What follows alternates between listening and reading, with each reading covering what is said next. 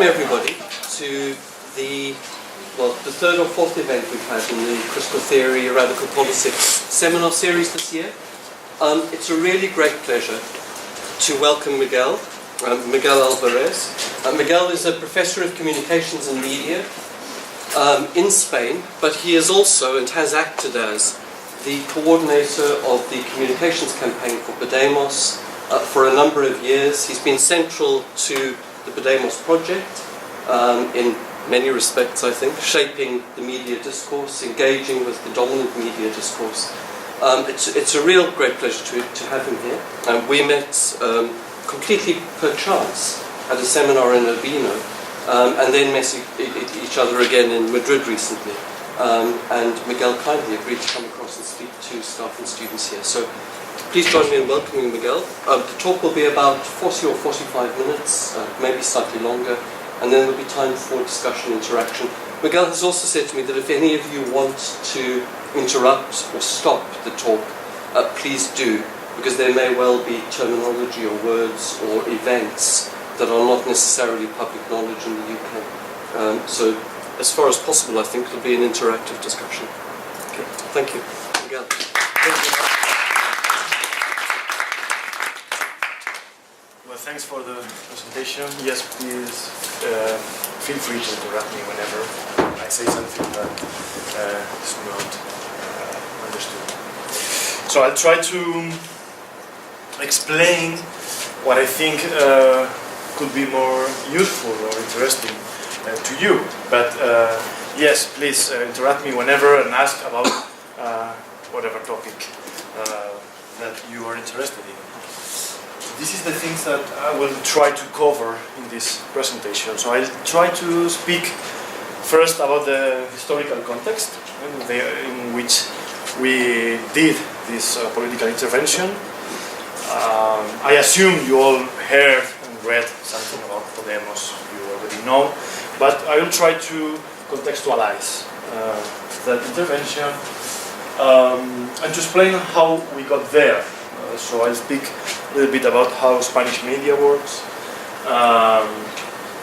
how we designed the intervention, the key tension that we had, the main debates that were with the left wing or the left-wing forces in plural in Spain, the different discursive stages we went through, and finally what's the situation now and what are the future challenges. Okay. Sorry if my English is not that good at sometimes, and I say a couple of words that you don't understand. Just ask me, please stop me. Okay. So in the beginning there was this housing bubble, the real estate bubble, very similar to the one you have here. A little bit bigger than the bubble in the US, but not bigger than it was here in the UK. So you already know this story. When the bubble bursted, that meant big problems for the Spanish banking system. There was this global financial bubble rooted in national level real estate bubbles. When the bubble bursted, the banking system collapsed for different reasons and in different manners all over the world. And what we did, as many other countries, is to bail out the banking system. So we turned what was a private debt,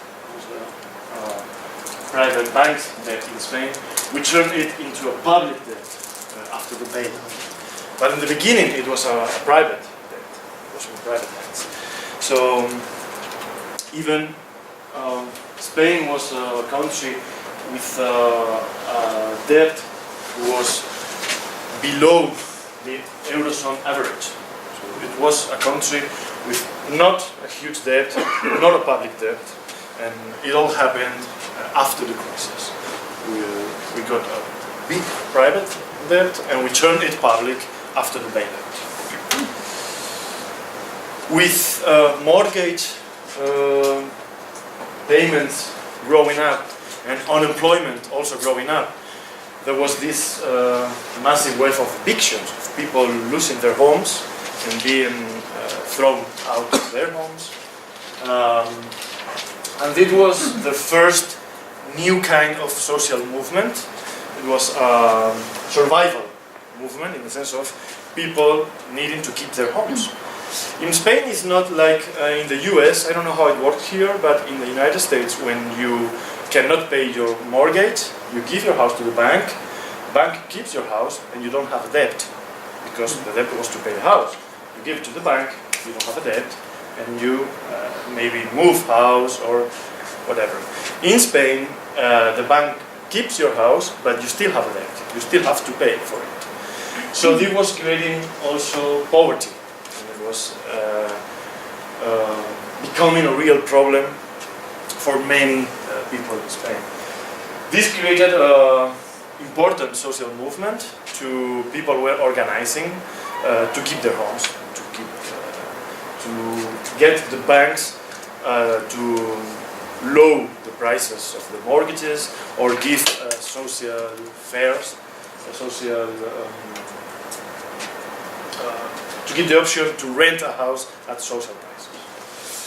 She is Ada Colau. She's now the mayor of Barcelona.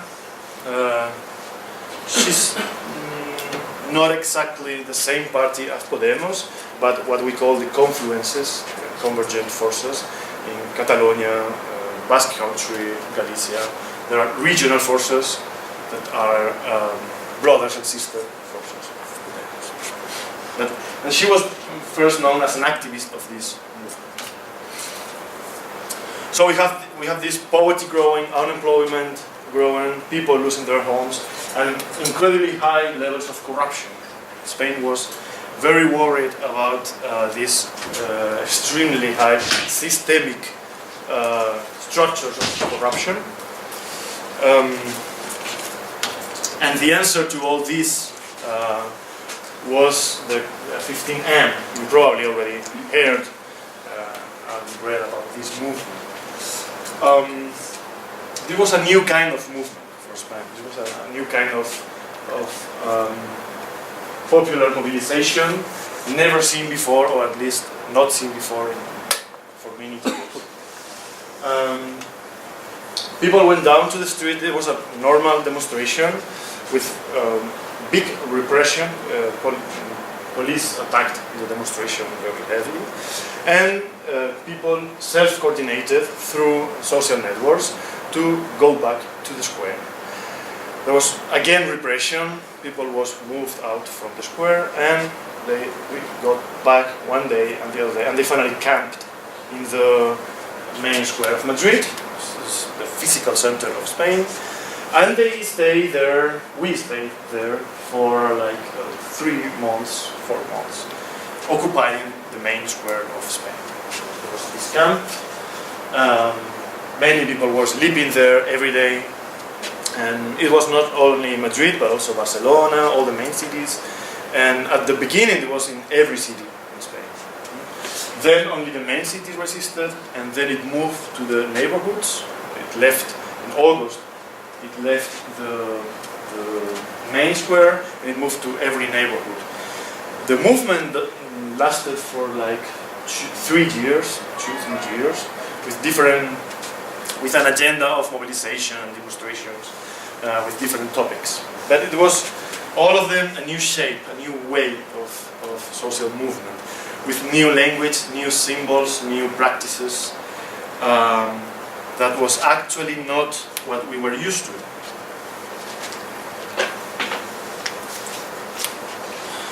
It was the first eruption of social digital into politics.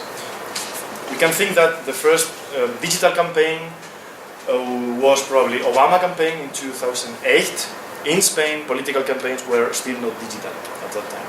That was the first time that Twitter or Facebook played a role in social mobilization or in politics. And that created this strange movement with no clear leadership, actually no leaders, no known leaders that could speak for the movement. There was no clear hierarchy, or there was not a platform program. And that also created a problem for the system to cope with this movement. It was not easy to categorize. They were trying to say for the first moment, that's the left. The left is organizing it, but the political parties of the left were also not in charge of the movement, and they say, no, that's a thing that social democrats are doing. It's not our movement. So political forces did not recognize the movement. It was a very popular bottom-up thing with new icons, new terms.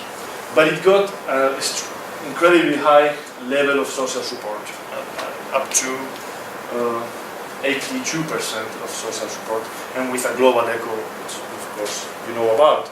Occupy Wall Street, there was the Take the Square here in the UK, but also in Italy, Germany, France. There was this echoes of the movement. It had a very strong cultural impact. The bipartisan bloc, you know, in Spanish, I don't know if you know something about Spanish politics. You can always raise your hand and ask me whatever. I doubt people here know much about Spanish politics. Maybe a little bit of background is useful. Yeah, okay. So Spanish politics since the death of Franco, since the end of the fascist dictatorship in 1975, has organized around two big parties, the Social Democrats, PSOE, and the right, that has together the far right, racist parts of it, the more moderate liberals, all together in the People's Party. It's called BP. Okay? This bipartisan bloc has been in power ever since then, unthreatened. And only after the 15M started to decline in support, started to have problems to represent, there was this representation crisis.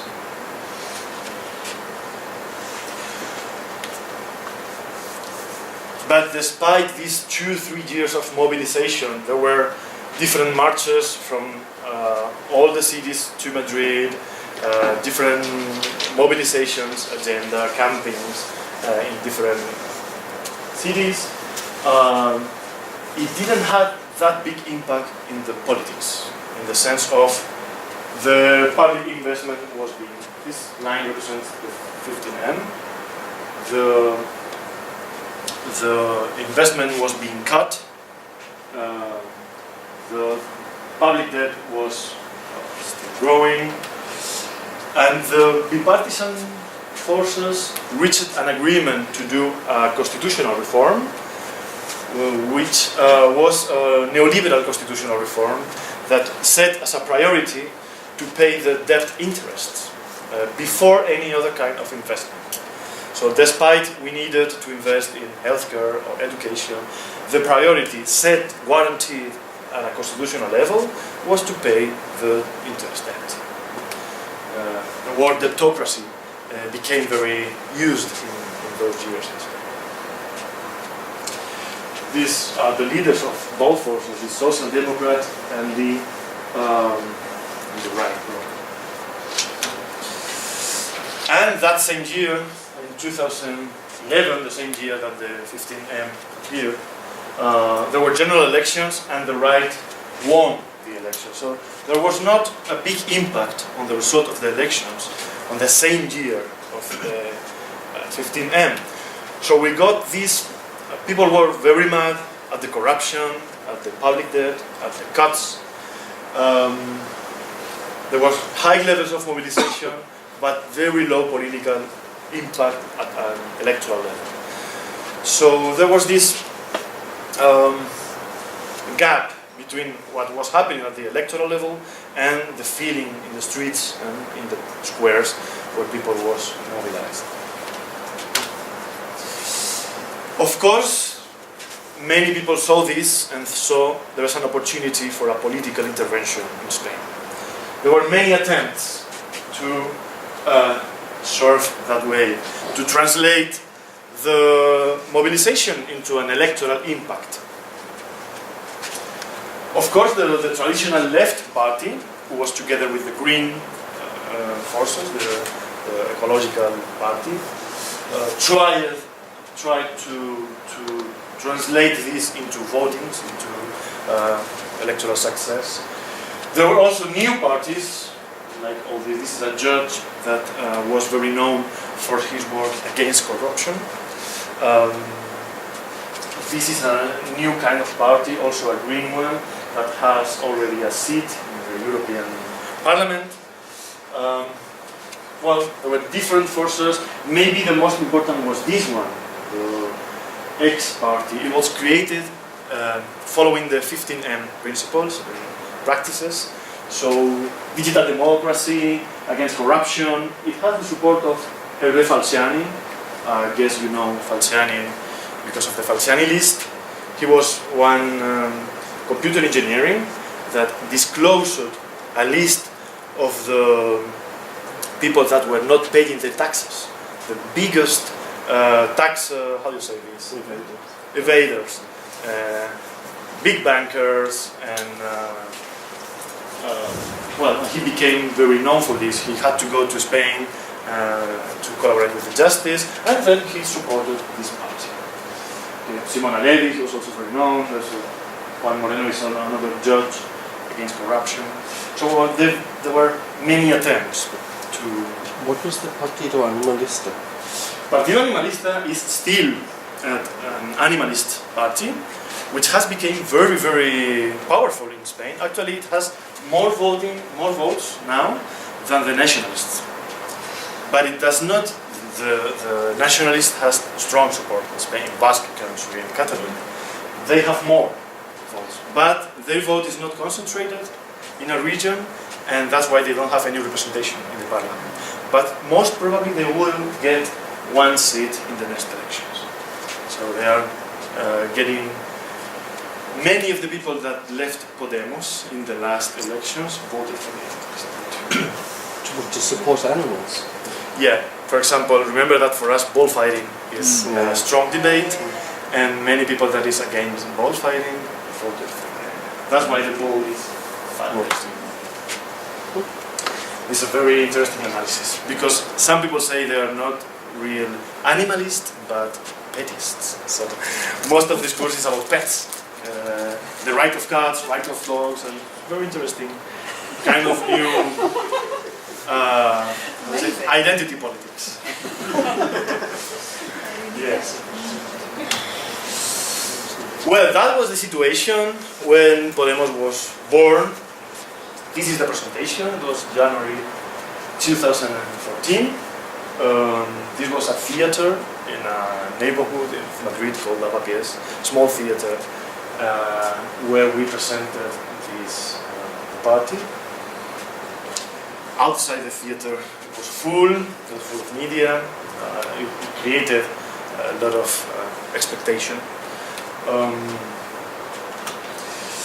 And we ran for the first time to the European election in May 2014. And the success was very sounding, you say, made a lot of noise. So the polls said we were going to get one seat, and it was 5 times what every poll was saying. So it was like a surprise, difficult to foresee, difficult to tell before. It was 1.5 million votes. We became the 4th political force. And there was one strange thing, because the official message was not a celebration. When Pablo came out to the media, Pablo Iglesias, the leader of Podemos, he didn't say, we are happy with this result, it has been great, it has been incredible. He said, I'm not happy. We didn't came to be a 4th or 3rd or 2nd force. Tomorrow there will be more evictions. Tomorrow there will be more laws, austerity laws. So we are not happy, there's nothing to celebrate, let's go back to work.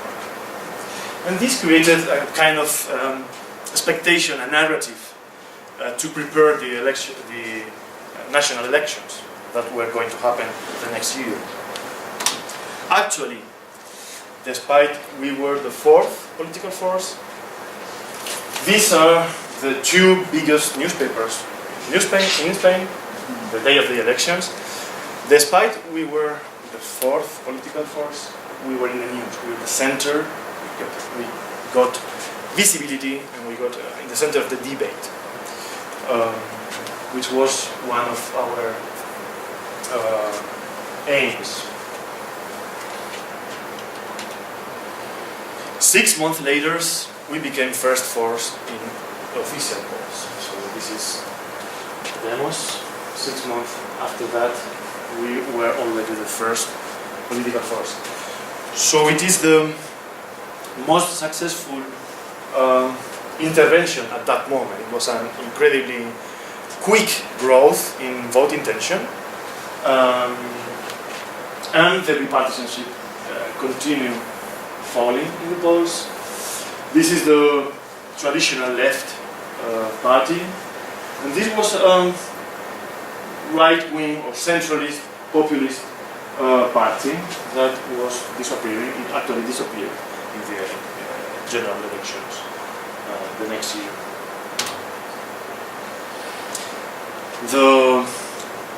That was the newspaper when we became first force. The official reading of it was it's driven by anger. So they take profit of popular anger. They try to present our intervention like a bad symptom, like an illness of the people. People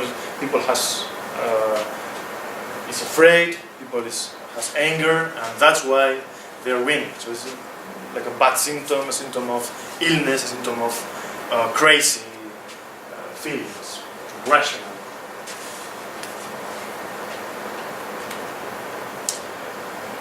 Five months later, we confirmed as a first political force, but of course the adversary also moves.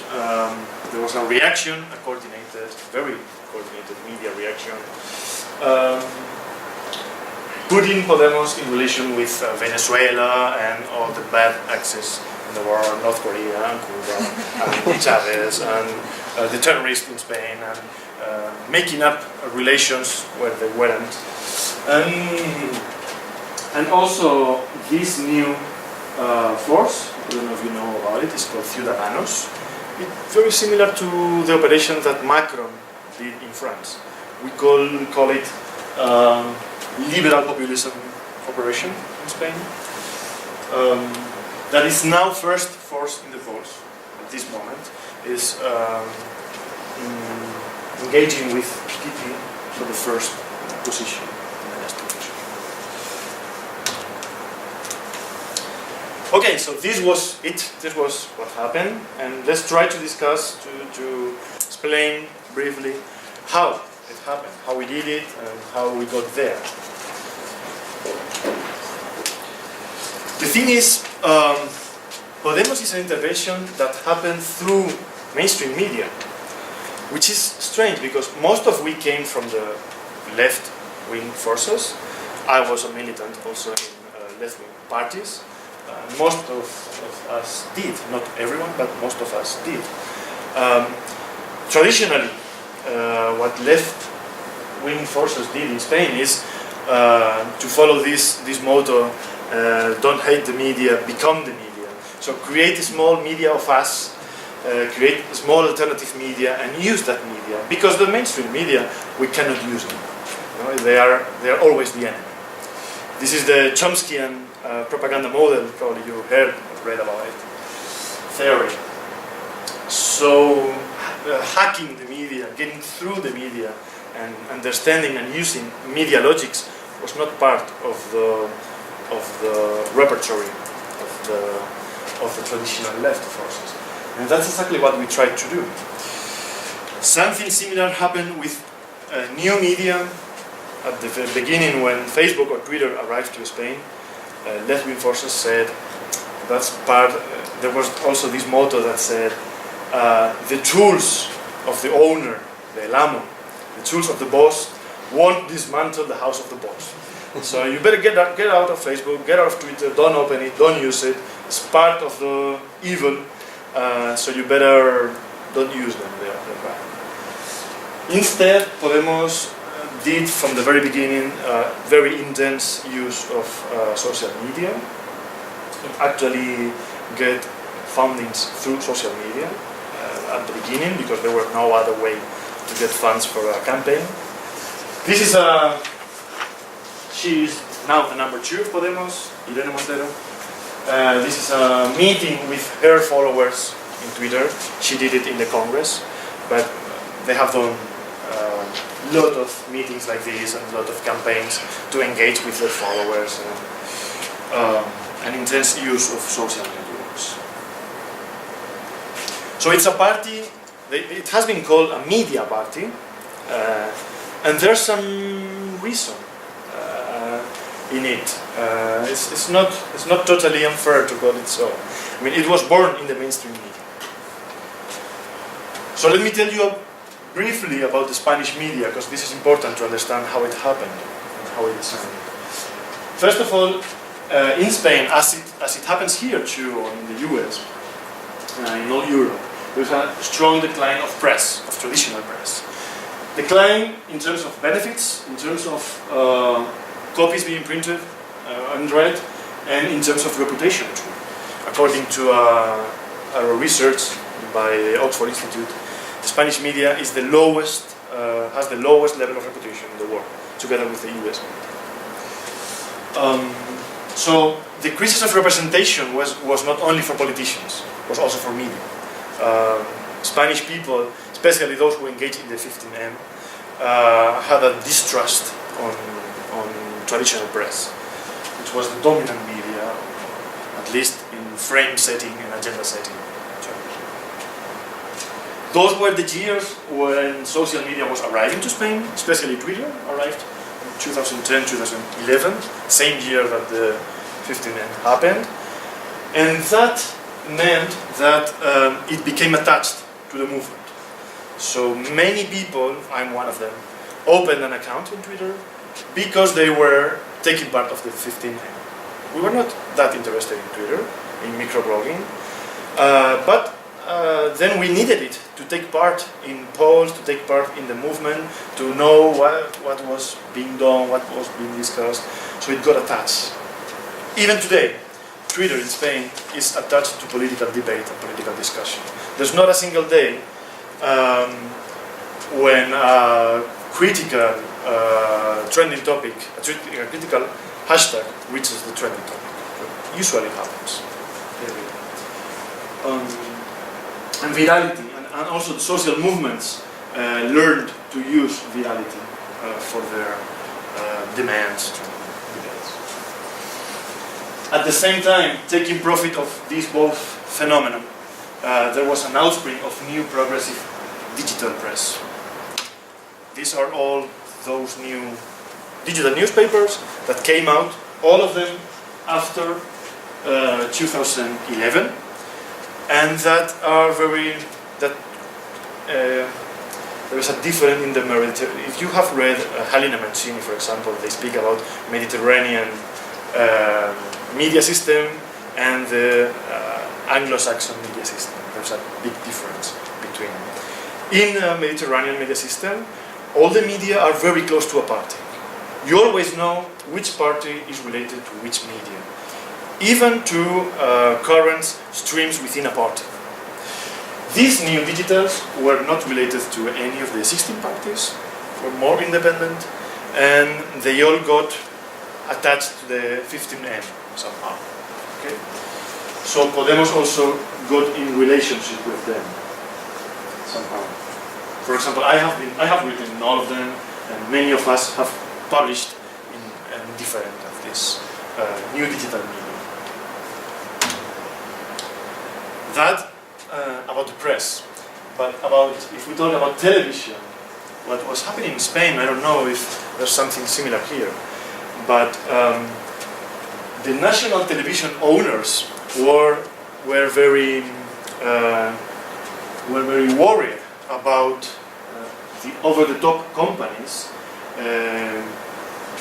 threatening their position, like Netflix, YouTube, Facebook video, or all these internet global digital companies that are getting more and more audience, and the national terrestrial television is losing control. And that's why they use it to put pressure on the government. At the beginning, what the right wing said, and they are right on this, is the television used Podemos to put, they put always Pablo in prime time, because this meant pressure for the government, and they could negotiate a better share, less taxes or more taxes for Netflix, more taxes for Google, and there's something right about that. They have this fight because they pay taxes for public broadcasting, for national cinema, while the over-the-top companies don't. That's part of the phenomenon. We can talk more about it later if you want to, but this happened. And also, what happened is that there is a duopoly right now in Spain. There are only two media groups. And both of them try to have a right-wing and a left-wing channel. So there are these 4 channels, each one related to a party. There are some interesting research that shows how the audience of each channel relates to one of the 4th party. That was a quite natural phenomenon. It ended soon. The habitat, the ecology, media ecology, ended like this. But this means that there is a party, a channel, related to Podemos voters. The 5 million actual voters of Podemos. And so there were permanent media interest, permanent media coverage of what Podemos was doing. The channel is called La Sexta. Of course, we never planned something like this to happen. It just was part of a result of the media system in Spain. For example, long before these 2 journalists, long before the 15M, because of audience demands, they have been bringing a very critical discourse to the prime time in Spain. Especially Alvarez. He has been called like the Spanish Michael Moore. He has been doing very critical works about the banking bailout, about the main companies, about the corruption in the government, about the king, who was a complete taboo before, in prime time. And critical academics in media studies have always theorized that this is impossible, that this will never happen. The propaganda model of Chomsky explained to us that it will never happen, that you will never have a critical discourse in prime time. Well, we have had it now for like 8 years, and people continues to watch it, and it has records of audience, and it works.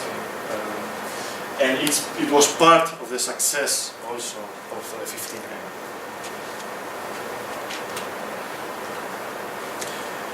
Well, that media landscape created the habitat or the atmosphere for such an intervention. So there were conditions, there were special conditions. When somebody asked to us, how could we repeat the experience of Podemos in our country, in Italy, or in France, or in the United Kingdom? The answer is always, well, experiences can never be repeated, because this was a very particular atmosphere. Probably there are some lessons that can be learned, of course, yeah, and it must be debated, of course, but it cannot be easily translated, because there were very particular conditions.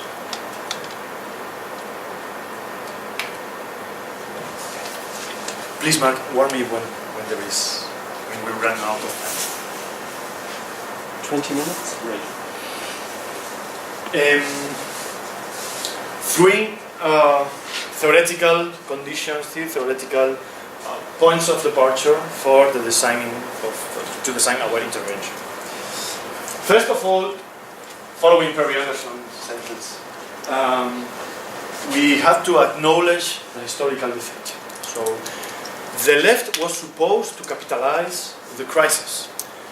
Left-wing forces are always saying, yeah, the enemy has the hegemony, we just have to accumulate forces and wait for the next crisis. The next crisis will be the real one, the definite one, that will be the moment, and we just need to accumulate forces. We were very far from this kind of reading. the crisis was already happening and the left-wing forces were not capitalizing in any way in Spain. So we thought there was this, despite the welfare state was being deconstructed, the neoliberal hegemony was very resilient, was very resistant, and even growing. There were neoliberal discourses capitalizing this crisis. Second ingredient to our framework, we had learned many lessons from Latin America. Many of us have been to Latin America, you know, Spain, because of the language, have close relationship, academic, professional, economic too. And we have learned some lessons from what happened in Bolivia, Brazil, Ecuador, Argentina, Venezuela, all these countries where there was left-wing movements and governments that changed the constitution and did some interesting reforms. We could learn something from them. One of the authors that played a main role in our theoretical framework was Ernesto Laclau, and his read of the hegemony, of the hegemony process. Yes, please. What does NAC stand for? NAC and POP Yeah. is I can get what POP is about. national and popular. Yeah. It speaks of another Yeah. main ingredient of our frame, which was while the traditional left forces were against nationalism, we were reclaiming a resignification of what the homeland is. One of our lemmas was the homeland is the people, the homeland is the other, the homeland is the national healthcare, the public services, to resignify the homeland. Not to give it to the right-wing forces, because it is it's a main discursive weapon. It's a main discursive tool that allows to create a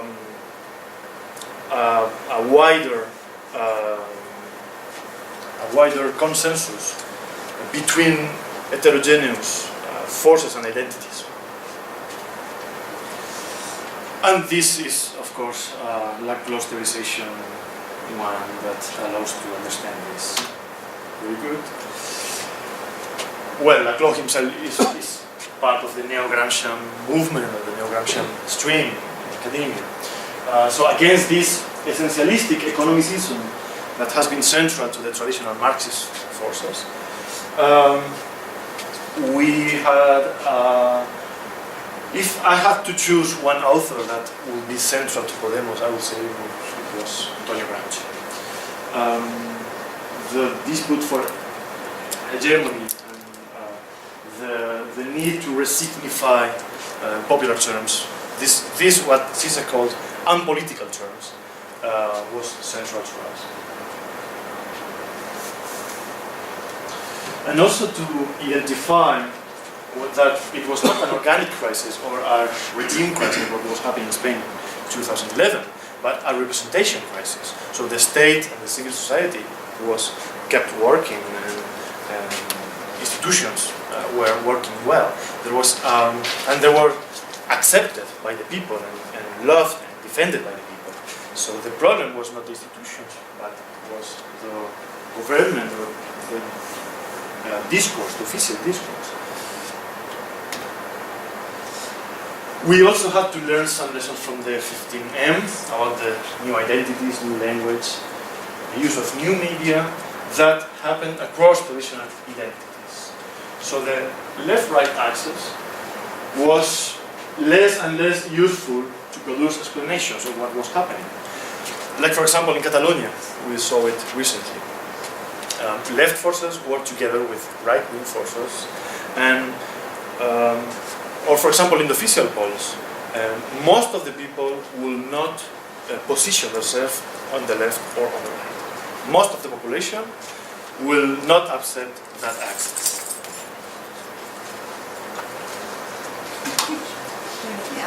For example, this motto that the 15M used, the 99% against the 1%, was a very good depiction of what we call transversality. The form of the victory will probably never be left against right, but bottom against up. And that was a complete change of mind. The mode of the people versus the caste that we used. To reclaim democracy. It was very common between the traditional left in Spain to say, to reject democracy because it was bourgeois democracy, and we don't believe in bourgeois democracy. So we leave democracy to the adversary, and we reclaim a different kind of stuff that must be invented, and we still don't know what it is. Despite democracy is what Zizek called unpolitical terms. It means undiscussed terms, accepted by every political force in the game.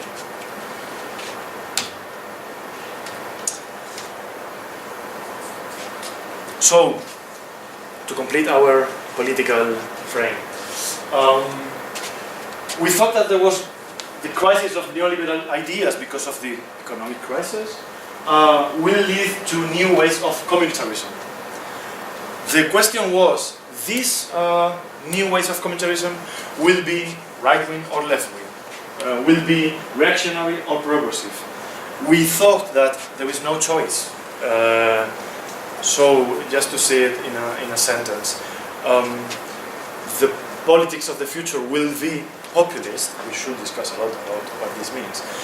The only question is whether they will be right-wing forces or left-wing progressive forces or xenophobic forces using that framework. But that will be the framework. That was our bet at that moment. So we focused in resignifying what the homeland is, what the homeland means, as a surface of description of a new agenda, to reclaim sovereignty. That was a lesson learned from Latin America. Latin America also suffered debtocracy, and to reclaim democracy, to reclaim sovereignty, was to reclaim a new idea of homeland, which is not an internationalist idea of the homeland. It's not that kind of nationalism. Another nationalism is possible, was the idea. There is possible to have an internationalist nationalism.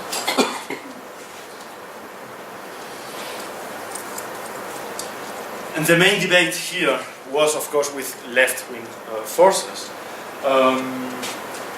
We thought that in the left, we, as an autocritical, self-criticism, have low ability to win. We always are waiting for the next big crisis, but we feel moral, intellectual, superior. We usually have the same solution, which is elaboration of the same discourse. The 15M was being read as a return of class politics, despite, for example, in France with Le Pen, or in the US with Trump, it was not class that was being the main surface of description of this agenda, but it was homeland or other different constructions.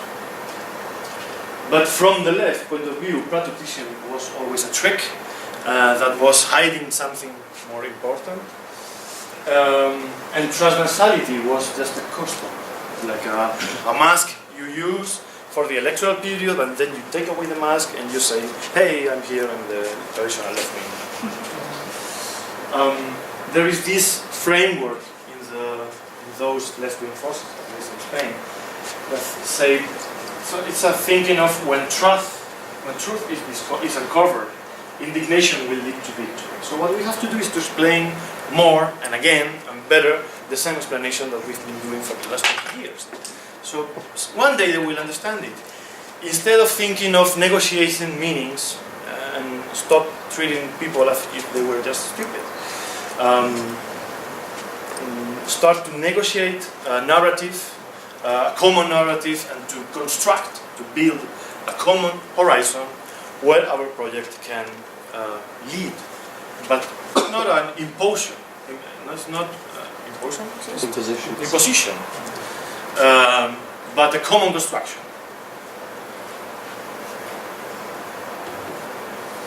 Another point of disagreement with left forces is some left forces says, okay, populism is what is going to happen in the near future, for sure, but it's just at the stupidest moment. So we better get as extremist as possible in order to destitute the order. But what we say is, at that moment, with that position, aren't we renouncing to govern? Adopting always the extremist position, we are leaving always the administration role to different kind of forces. So we will never appear as those who can govern. There is this sentence of two Spanish philosophers, it's polemical, I leave it for debate, that resume very well our framework. It's saying we must be revolutionary with economy, reformist with the institution, conservative with anthropology. Conservative with anthropology means accept, understand human limits. So it's a critical tool to rationalism, to extreme rationalism. Humans are not like that. We are not like that. Desire and emotions play a major role in politics, and that's not necessarily a bad thing.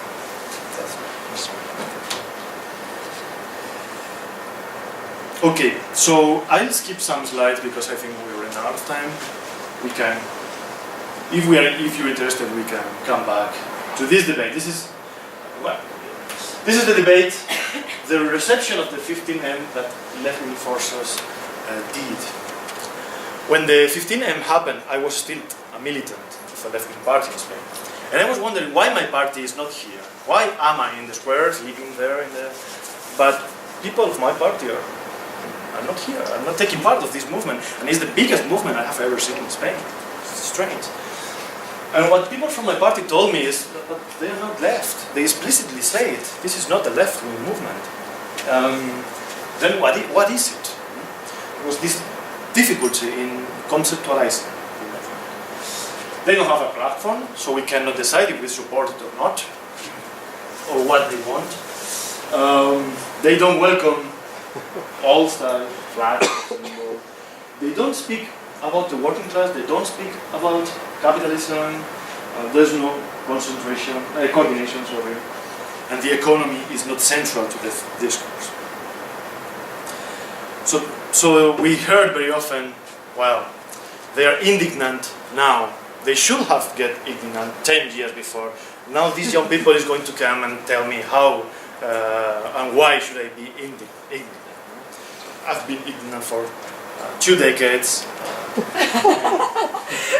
I know better than them what is to be ignorant.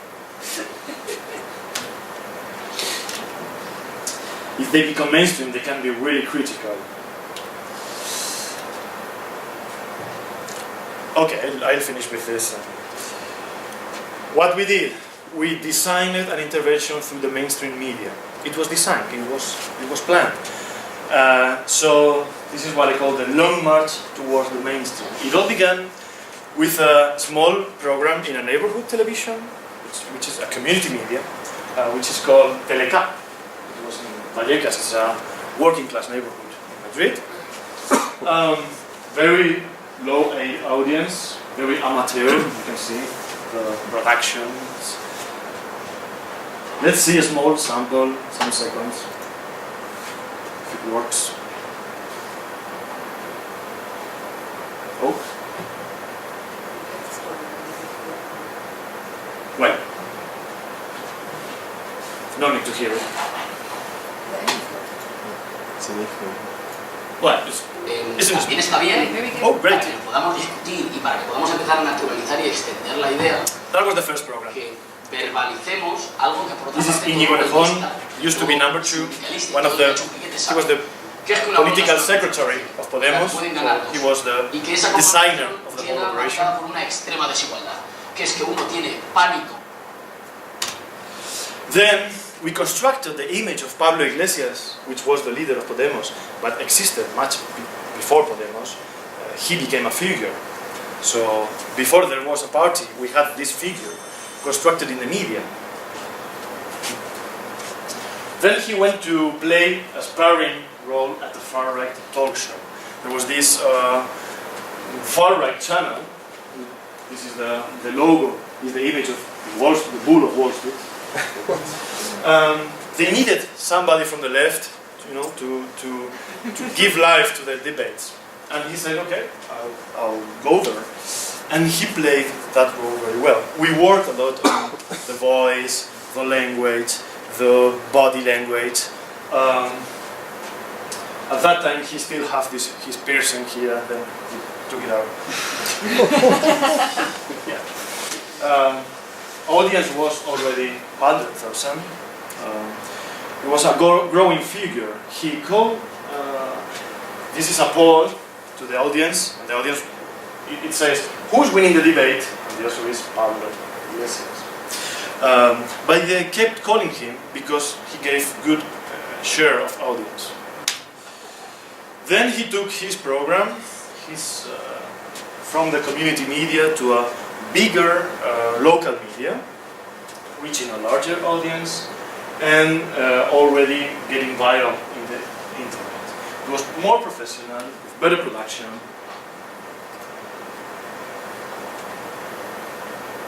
You want to create a stunning website? I've already done it with Wix. Let me show you how it's. Not professional still, but more professional. We had worked a lot on his figure. It was a teamwork. Of course, there were many people behind that.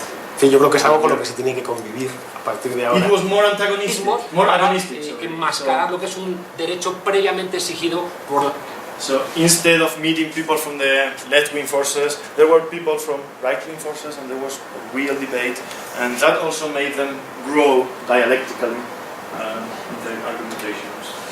And then came Fort Apache, which still exists.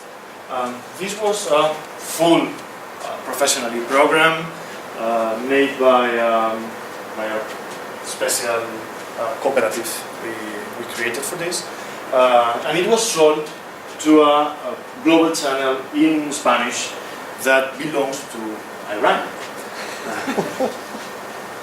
We can discuss about this in the debate. I don't want to focus on this right now, but yeah, it's a program you can see in Spanish in the many televisions globally, in all Latin America, also in Spain, and it's more.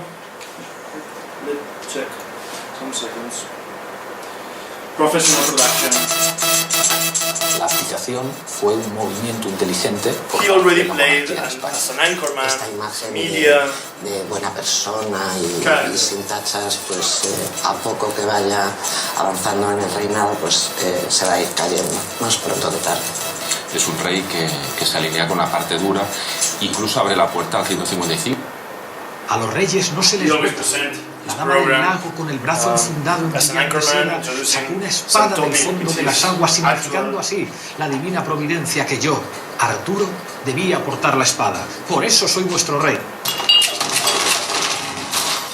Okay, so we created this media character before, then he moved to this regular presence at a morning talk show with already massive audience, and it was there that he presented the project, that he said, okay, I'm going into politics. But he was already very known as a media character. Something similar to what happened with Trump, or with, you have seen this discourse of Oprah Winfrey lately.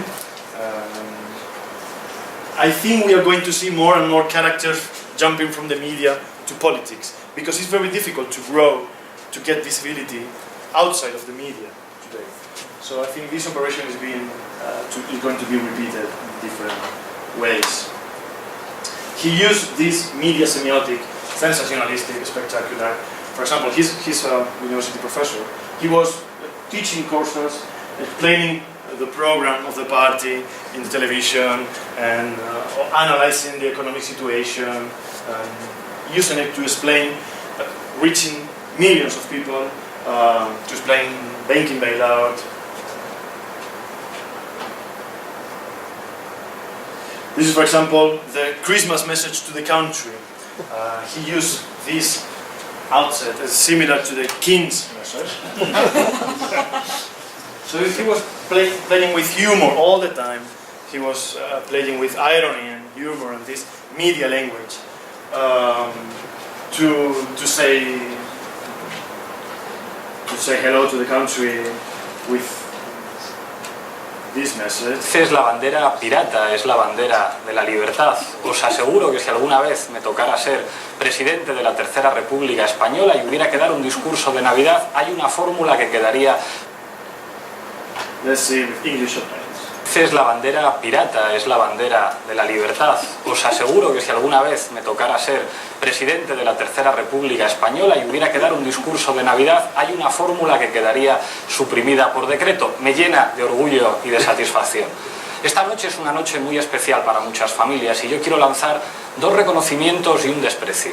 Mi reconocimiento para esas personas que se ocupan de cuidarnos a todos, que casi siempre son mujeres, madres y abuelas que a lo mejor ahora están viendo de reojo la televisión mientras siguen trabajando, que se han dejado la piel estos días para que en las casas más humildes haya cosas ricas de comer esta noche.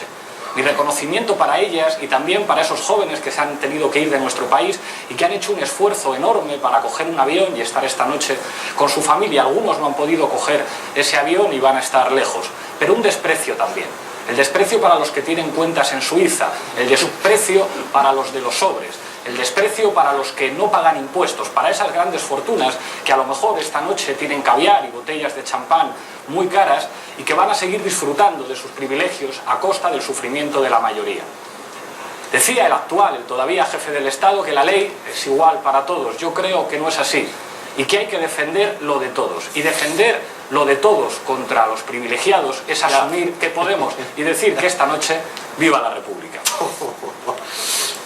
Es la bandera pirata, es la bandera de la... So he was this strange mixture between a humor character, the anchorman, the real anchorman of that program was kind of laughing at him, but he was also telling to millions of people, I'm grateful to the mothers and grandmothers that take care of the houses, giving a feminist message, and also to those people that left the country to work abroad and return for Christmas, and my regret to those who avoid paying taxes. So he was giving this political message under the table. Well,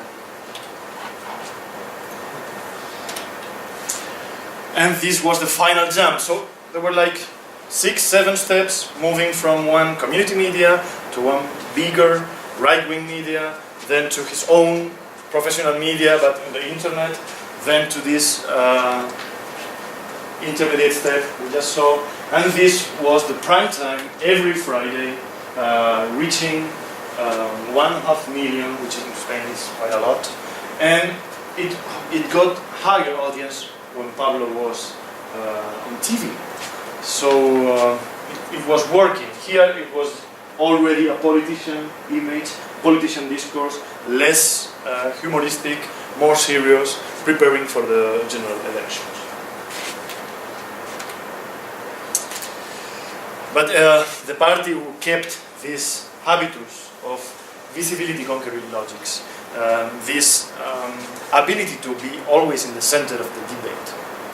When media tried to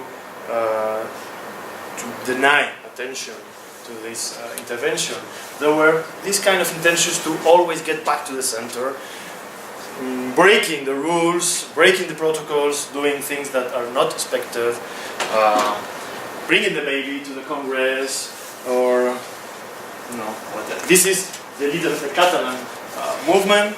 Catalan are supposed to be enemies of the Madrilenians, Congress leaders, and they kissed themselves in front of the government.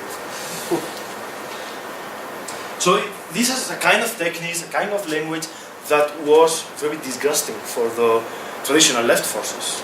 They were all the time saying, this is not serious, this is not real politics, what you're doing is depreciating politics, or you're lowering the level. Many actions within the parliament when we already became political force. This was the bus, the tramabús, where all the corrupts were assigned in the bus, and it went all through Spain, stopping, bringing journalists inside the bus and stopping in the key points where something was to be explained about corruption. And then again, now he retreated a little bit from mainstream television. He only does this space, Otra Vuelta de Tuerca, where he was interviewed, quiet, different tone. I think we better stop here and open a debate. Yeah. What do you think, Mark?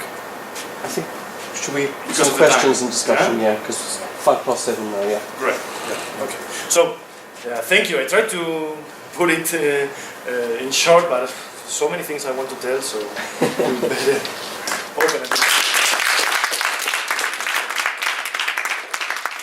Okay. Anybody, any questions about the last 5 years, the protests, the strategies that were followed? Yep, the part that was missing, maybe you may want to hear about it, is the situation now. Yeah. It's happened now, or I also had to skip. I assumed you know what the results were in general elections. We were third force, and we had to repeat the elections because there was no government first time.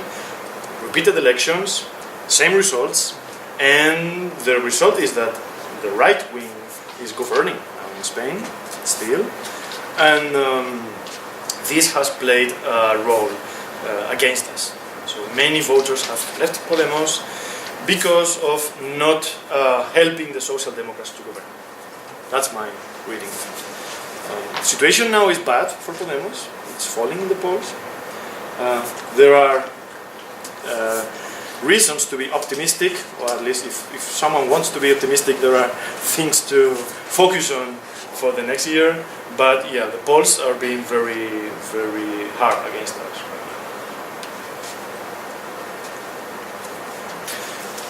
Start at the back, yeah.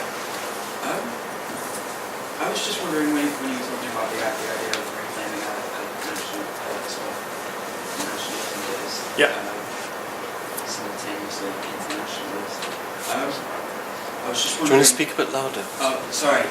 Yeah, if you could just talk a bit more about that idea of nationalism that is simultaneously internationalist, and just I was wondering if in terms of organising in sort of social movements, if there was much of a connection with sort of Syriza in Greece and stuff, if there was much of a sort of, you know, it sort of came into a wave of sort of the like European anti-austerity movement, and I was just wondering if I don't know what was there in terms of practical connections in terms of making that, that international nationalism. Yes. There are many different questions inside that topic, because on the one hand, of course, we know we need a regional, we need politics over the national level in order to, for example, fight for a different construction of what Europe is. We cannot do this from a single country. We need, for example, a Southern Europe coordination of forces in order to redefine what Europe means. And yes, in that sense, when we speak of nationalism, we wouldn't call ourselves nationalism, but patriot. It's different. When we reclaim sovereignty, we reclaim the right to take decisions of our future against austerity imposed, to study the debt, to renegotiate the debt, and see how is it legitimate or not, in which sense is it not legitimate, what Ecuador did, for example, in 2005. In such a sense, we speak about to reclaim the homeland, to reclaim sovereignty, but at the same time, we know that this discourse is very hard and very difficult to explain in some in some environments or in some, especially in the left-wing field. Traditionally, the left-wing field in Spain have left the idea of homeland to the right-wing because the right-wing won the war. The national flag is right-wing in Spain. If someone is wearing the national flag, you assume it belongs to the right-wing. This was every year less and less important. For example, the migration that came to Spain were using the national flag, and we Spanish from the left field, we didn't do it. When the Spanish won the Olympic game, for example, we went to the street without any flag or with the Republican flag, it's 3 colors, but all the migrants that are new in Spain, they went with the national flag with no problem. We associate it with xenophobic feelings, but they don't. And we realized that it's not anymore a flag of the right. When 15M started to use it, we were very surprised from the left-wing forces. Saying, how can this be? And we started to think and to analyze it can be resignified and connected with this discourse of sovereignty and reclaiming the right to decide as a country our future and breaking with politics, austerity politics imposed from Berlin and Paris. But this connection was in process of construction. I think it was working quite well and it was interrupted. So now we are in an impasse moment that it's not, it could be used, this opportunity by a right-wing movement very easily. And in that sense it's very dangerous, of course. But for example, in Latin America, nationalist movements have not been anti-internationalist. One of the most internationalist traditions in Spain is the Basque country, which is strongly nationalist. And it has the most internationalist tradition.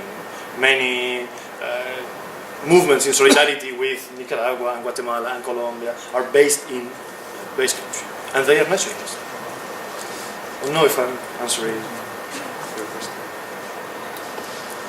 Can you tell me why did you not go in coalition with the with the socialists? With the socialists? Yeah. You mean the Social Democrats? Yeah. Yes. Or the PSOE? Yeah. What's the problem with it? To go in coalition would be, I think, impossible. Very, very difficult. They wouldn't want to.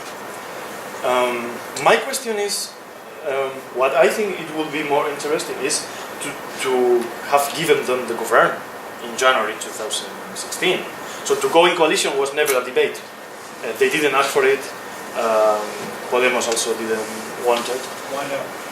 Because they were part of the system that was being criticized from the 15M. When the 15M said they don't represent us, they were speaking about both parties, PP and PSOE. PSOE are no longer social democrats. They are social liberal. So they did this reform, the constitutional reform 2011. The labor reform, which was strongly liberal reform, was done by the Social Democrats. Well, many privatization operations were carried by the Social Democrats, so they are no longer Social Democrats. So it was difficult to find a common platform or a common even discourse. But that was not part of the operation. None of both of the sides would have asked. But when after the first elections, the PP, the right, had won. PSOE was second, 5.5 million votes. We had 5 million votes. Almost very close. And then there was this question, who is going to rule Spain? I think we should have given govern to the Social Democrats. Even if we know what they're going to do, even if we know it hasn't changed, it's going to be the same thing, I think it was a fault for us. Because what happened is that many of the people that vote PODEMOS came from that party, from PSOE, and they thought, they felt betrayed. They felt betrayed because they felt they had lost their vote. We said no, we didn't give the government to PSOE, and the elections were repeated. The problem was not giving or not the government to PSOE. That could be debated. I was in the option of, let's put them in the government. If they do neoliberal politics again, we are the opposition. That will be in a good position to govern after them. And if we give government to them, we prove we are useful, and that voting for us was useful to make Rajoy away. And then let's start a job as opposition. Don't enter the government. But this didn't happen. The problem was not only not putting them in the government, but also how we did it. The explanation was wrong. That was one of the biggest mistakes. We were very arrogant. So everything went well up until that point. Sorry?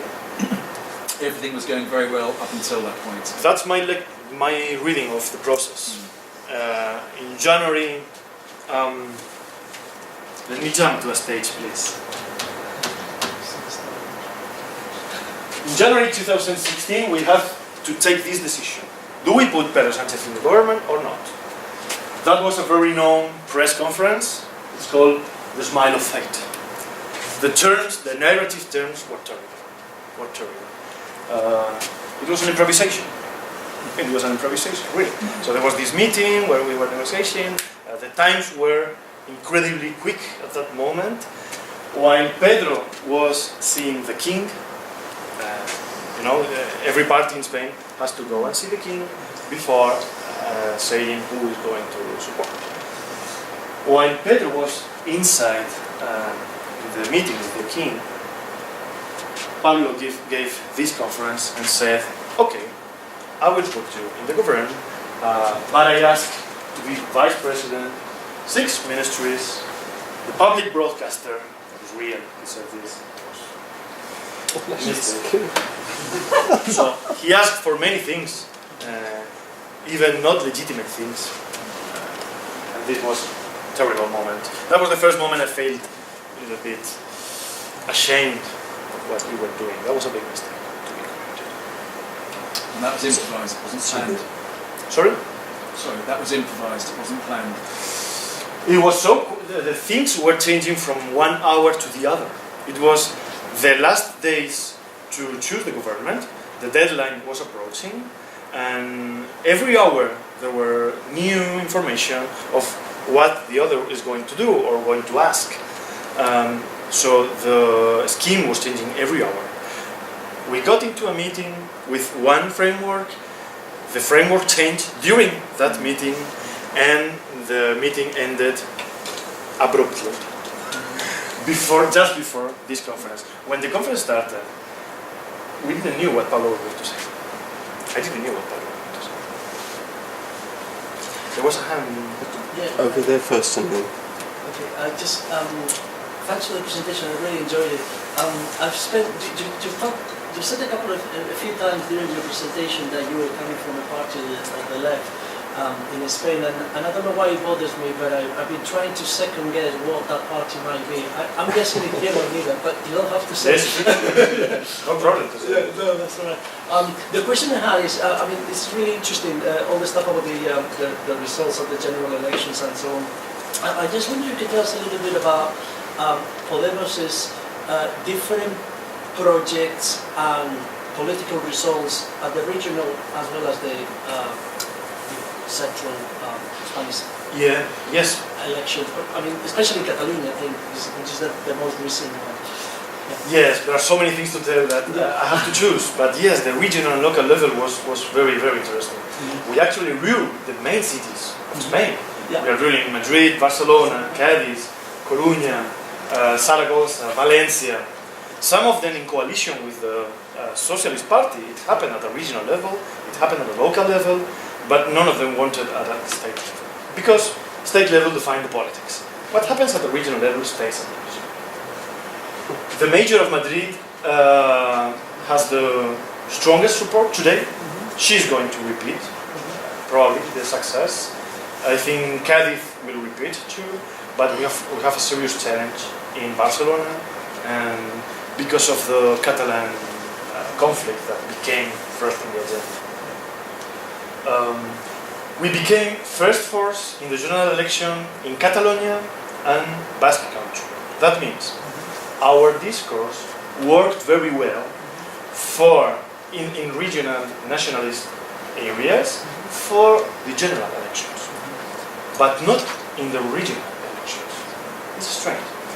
Our discourse was, we defend the rights of the people to decide their future, but we ask them to stay. So yes, you have the right to decide whether you want to be Spanish or Catalan, it's okay, but please stay and help us get rid of Rajoy and help us build a country where no one wants to live. That was our discourse. It worked really well, and many Basque Country and Catalonia, many people liked that discourse. It gave them attention and the right to live, but we asked them to stay. What happened at the regional level? It didn't work. At the regional level, people vote for the regional election. People vote for Catalan forces, for Basque forces, and we are not a Basque Country political party. So we were not. But we were first on the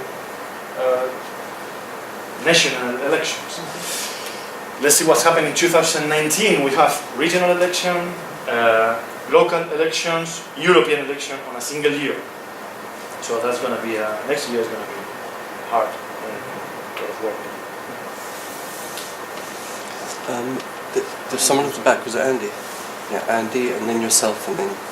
Yeah, I was putting my hand up because it was just trying to clarify something that you were saying. So I can't hear you, Andy. I was just trying to clarify something you were saying when you were responding to that question about the coalition. You were talking about giving government to PSOE. Is that we have something called confidence and supply in this country, which is confidential confidence and supply, which is more limited than a coalition, where you enable them to gather. Exactly. Okay. And was there a big debate within PODEMOS about whether to do the one or the other? It was the first public division and debate, the first strong public debate between the different streams that are inside PODEMOS. I don't know if you know, there are three main streams. Yeah. This was the best, the first big debate. Yeah. I was in favor of giving giving this confidence to Pedro, even if I don't think it will be a very different politics.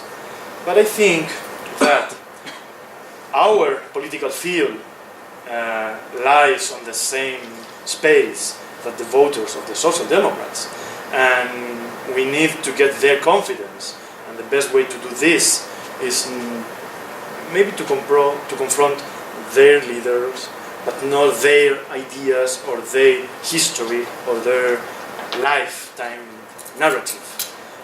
So it will be useful to say, okay, let's try, let's see what happens. Your vote was not wasted. Your vote is not going to be wasted. The discourse we have, the discourse we are having, for example, for Madrid 2019 is, if we have one vote more, we want their support. If they have one vote more, we'll give them support. Because we need to get on well, not with the leaders, but with the voters. But the other way, we have nothing to do. And imagine he doesn't betray us. Imagine he does social democrat politics. Then, okay, it's better for millions of people that are living in poverty. 1/3 of Spanish population is in the limit of poverty. If he doesn't betray and we get out of the political scheme because there is another one doing left-wing politics and doing it properly, I will be happy to disappear. If somebody else is doing it correctly and getting better conditions, life conditions for the population, I will be happy to disappear. Yeah, just thinking about creation, kind of a left-leaning nationalism you've got. I mean, how does that manifest itself through? I know you touched upon it a bit through the regionalism of Spain, because obviously I grew up with Bobby Robson Johnson's quote, so Barcelona's a country, Barcelona's his army.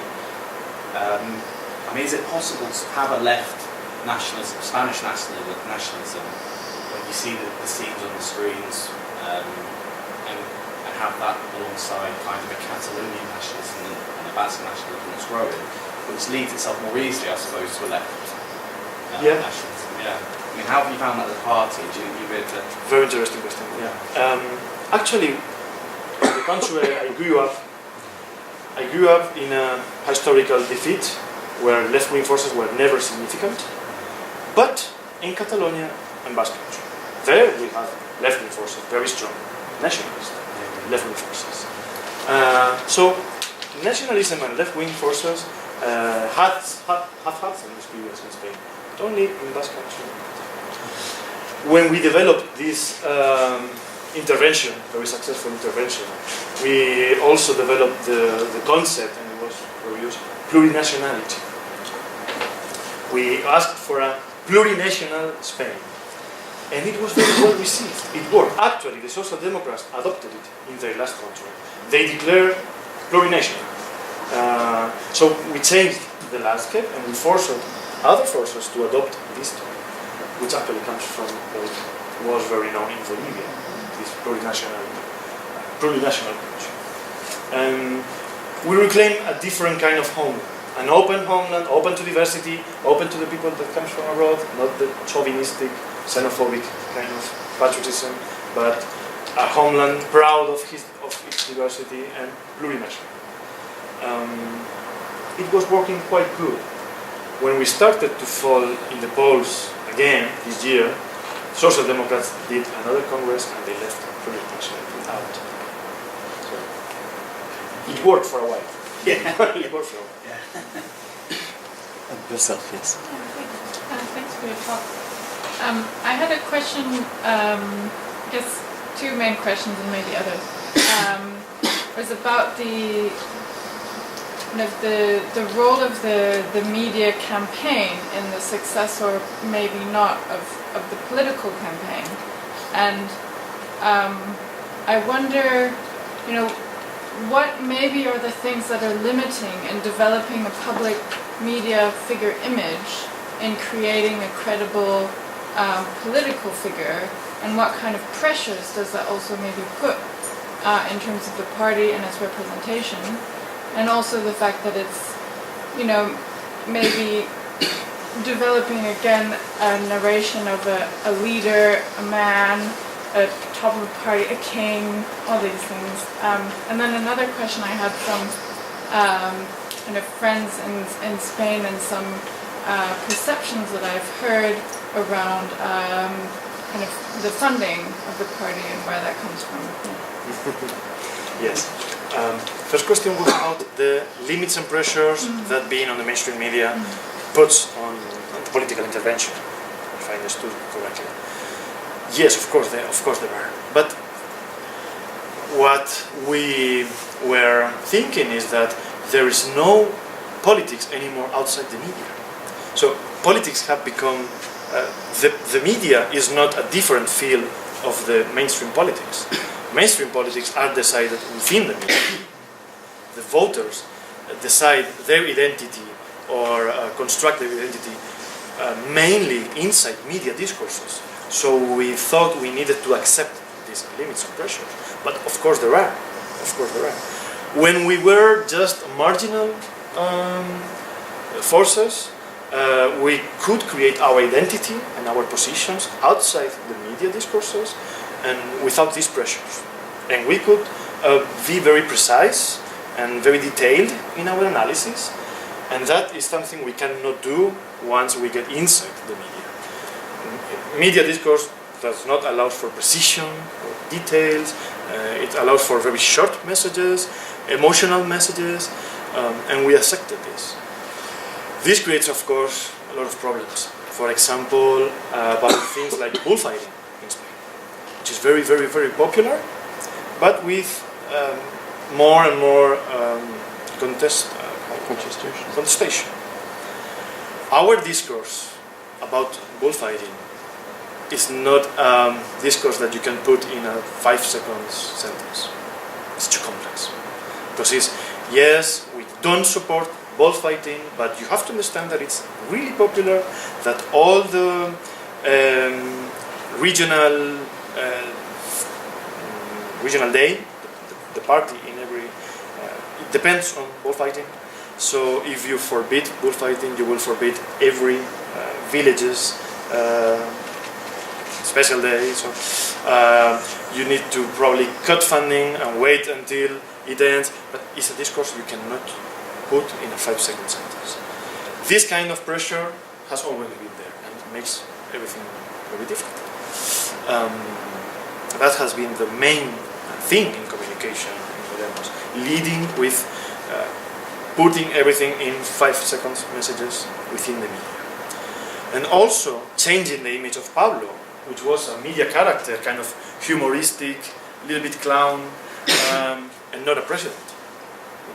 Not the person that you would vote for a president. So there was this transition in the clothes, the body language, the language he used, the tone of the voice, until he became presidential. You say these words? You can use these words? Somebody presidential. What I think is that no significant force can avoid doing this. It's very.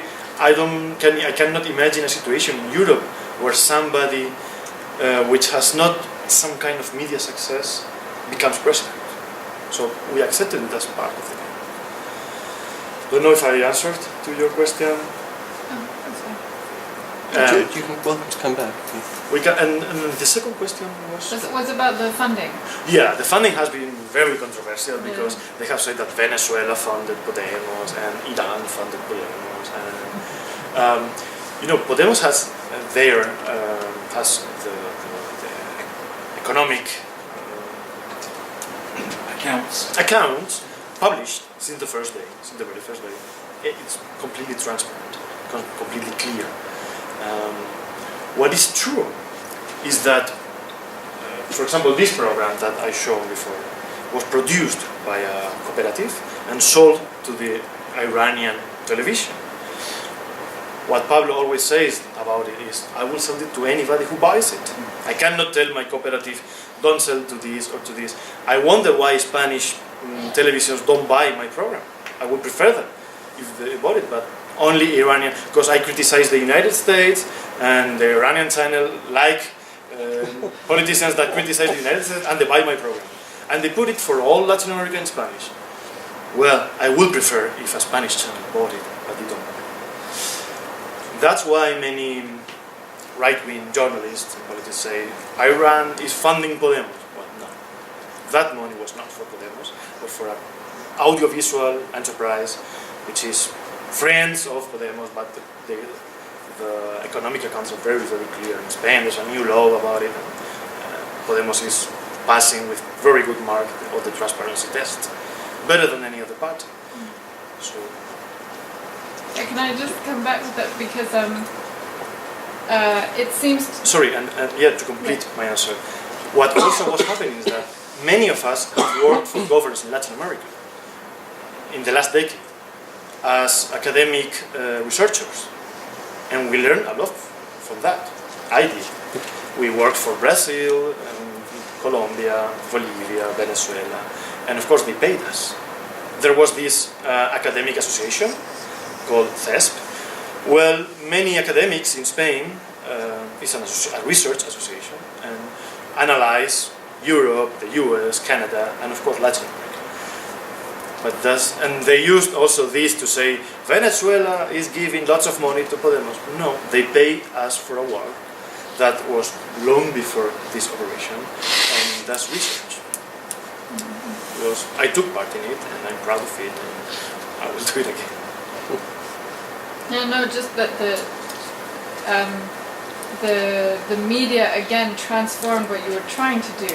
So it's just it's you're kind of playing with the fact that you have to be in the media in order to get to the politics, but at the same time, that is changing it's also changing. It's also changing the way you're functioning, maybe as a party, and what decisions you have to make, and Yes, it is.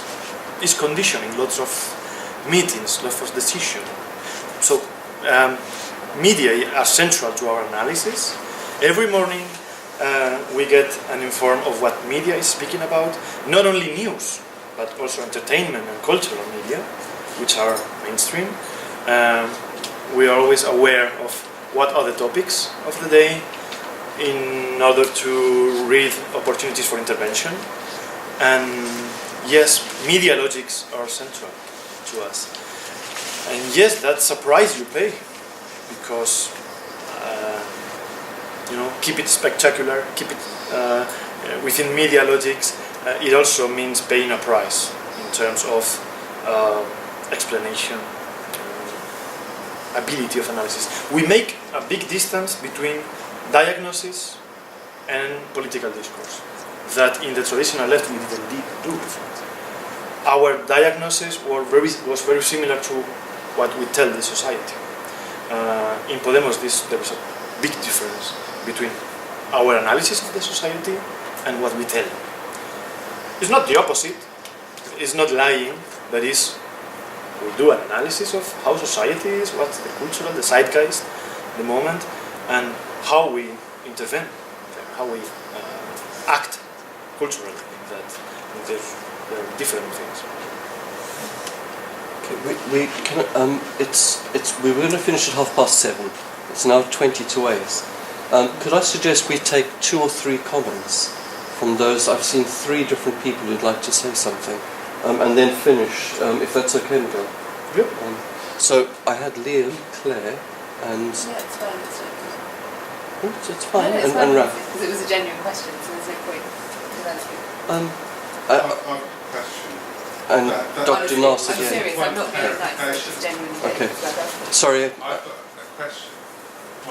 Sorry, I don't mind questions, but just quick comments, questions, if that's okay.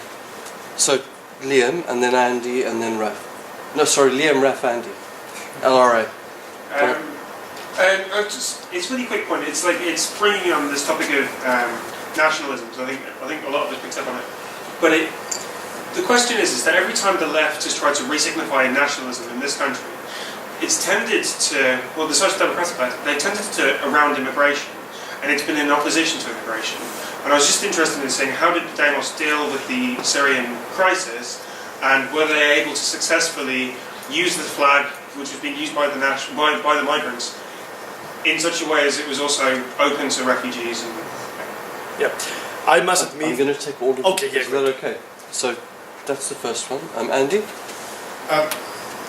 The focus of your presentation was on the rise of Podemos and its success. And you ended by just saying, oh, perhaps I should have said something about the current situation and the decline of Podemos. Can you just say a little bit about what you think can help it re-establish itself? Re-establish? Yeah, yeah. To regain the great presence.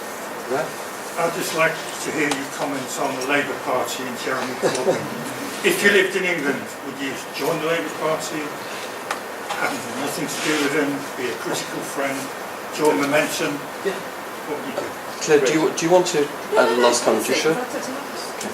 So, immigration, the position of Podemos now, and would you join Labour? I must admit we have it much easier about migration in Spain because it's one of the countries less racist in every poll since decades. It's a very, very not racist country. It has not been political use even for the right thing. It was during a while when the housing bubble brought many people from Latin America and Africa to work, but it was like 3-4 years. And now the situation is many immigrants left Spain back to their countries because there's a lot of unemployment, and it has never been a topic that important. So it's not the same. It's not a situation parallel like in France or UK. Spain has a very anti-racist public opinion, and that helped us to construct an idea of homeland which is proud to welcome refugees. Actually, in this mayor of Madrid, Carmena, that is from Podemos, she has the better polls within Podemos leaders. She's going to repeat as a mayor. She has hung this huge cartel, pancarta, poster, panel, really huge in the ayuntamiento. Town hall. Yeah. Sorry. Some words are missing. He hung this great banner saying "Refugees welcome." And there's no popular. Some right-wing journalists tried to mobilize people against this. It's not successful. So to build an idea of a homeland which is proud to welcome has been very easy in Spain. Very easy. Has been possible. I don't know if this will be possible everywhere. Like for example, Obama did something similar with the American patriotism. To answer your question, what could make us make Podemos great again?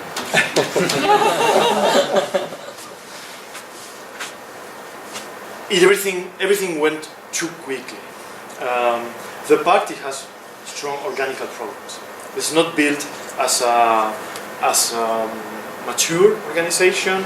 It doesn't have mechanisms to cope with plurality inside. It hasn't got enough checks and balance systems. So it has better results that it can handle. We need a reform. We need a Congress to reform the party, to stop the bleeding of brains that are leaving the party. We have a serious problem of being. We used to be. I don't know the word in English. Centrifugal and centripetal. Centrifugal force. Centrifugal. We used to be a centripete force that attracted technicals and lawyers and good politicians, and now we are a little bit centrifugal. People is centrifugal. So we need to cope better with plurality and reform the party. Build a better understanding between the three streams that are all of them necessary to the party. The problem is that today, in the media politics, everything you do is transparent. It will be seen live on TV. So our debates were seen, broadcasted live on TV when we discussed, and when our discussion was in such bad terms in the second Congress, that was the beginning of a bleeding that has not ended. And I think that's one key. The inside life of the party must be civilized, and it's not. But there are another problems. We went back to the left margin discourse. Pablo raised the red flag again and raised the fist every Monday, and is this discourse of authenticity. There is this stream that says, okay, we did a populist intervention because there was a populist movement, which is something in the theory of Laclau. And I can tell you to read, there is an article of Move called The Populist Movement. It's very useful to read this one. Article of Chantal Move. There is a piece called The Populist Movement. It's a very useful reading. But some people in the left say, okay, there was this populist moment in which you only can do populist intervention, but it didn't work. So now we are left-wing again. And we are this discourse of authenticity. This is not working. The populist moment is not something that lasts for 2 months. It's not this window of opportunity. It's the ending of the neoliberal discourse which is creating this opportunity that Chantal Mouffe calls the populist movement.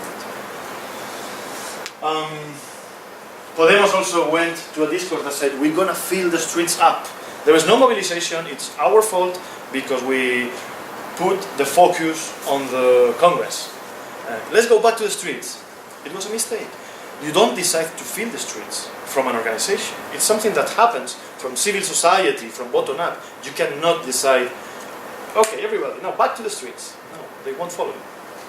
We did some demonstrations the last year and it was terrible, dramatic, very few people. So now it's happening, people is going back to the streets, but not because we are calling them, but because they are self-deciding It always happens. So these are some key points that I think must happen. And also I think we must accept that when this happens, if this happens, it will come in part from an outside of Podemos. It won't be Podemos. It will come from national forces, nationalism, regional forces, and like Ada Colau and other forces surrounding Podemos, but not only Podemos. I don't know if I answered your question. About the Labour Party, I'm not a specialist in the UK politics, so I follow them from Spain, reading The Guardian and so on. And talking to friends, asking to friends, but I'm not a specialist. From what I know from Spain, I don't know if I would join the party, but I would support, especially Corbyn politics. My analysis of the Corbyn last campaign was very positive. I think he did a good campaign. He did a good intervention, well planned, well executed. Actually, we were with our campaign group from Spain. We were looking at it with some jealous, saying he does what his councillors say. No, he's obedient to his team. Not like our leader that says what he wants all the time. You give him a report and he says whatever. Okay, it's time to finish then. We were like, no, I don't know. I felt it was a well-designed campaign, well planned and executed. I didn't saw. I know probably there were, but I didn't saw messages changing from one day to another, which happened to us. Messages changed were quite chaotic.